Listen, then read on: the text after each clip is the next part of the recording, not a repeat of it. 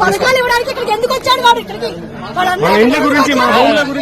పథకాలు ఇవ్వడానికి ఓట్లు మరి ఓట్లు ఇక్కడ వేయించుకోవడానికి వచ్చాడు వాడు ఇక్కడికి. ఓట్లు మనకి వచ్చి మనవి మన ఓట్లు ఎందుకు మనకి వచ్చినాయి వాడికి? ఇక్కడికి ఇక్కడ రాకూడదు, మూసి అక్కడికి రాకూడదు వాడు. మరి మూసి ఓట్లు కావాలా వాడికి? ఎలా తీస్తాడు ఇల్లు? ఎవరికి అధికారం ఎందుకు తీస్తాడు వాడు?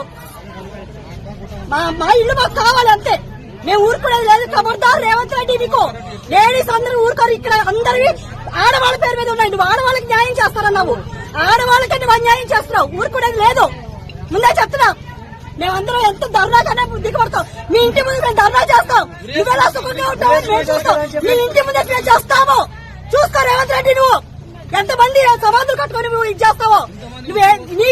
నీకు ఏ ప్రాజెక్టులు కట్టుకుంటావో ఇక్కడ నీకు ఎంత లాభం లేకుండా నువ్వు ఇంతమంది పేదవాళ్ళకి గుండెల్లో కొడుతున్నావో మాకందరికి తెలుసు. కోట్ల ఆస్తులు నువ్వు మూట కట్టుకోవడానికి మా అందరి జీవితాలను ఆడుకుంటావా? నువ్వు ఏ ప్రాజెక్టులు కట్టుకుంటావు పేదవాళ్ళకి సమాధుల మీద? ఊరుకునేది లేదు. ఖబర్దార్.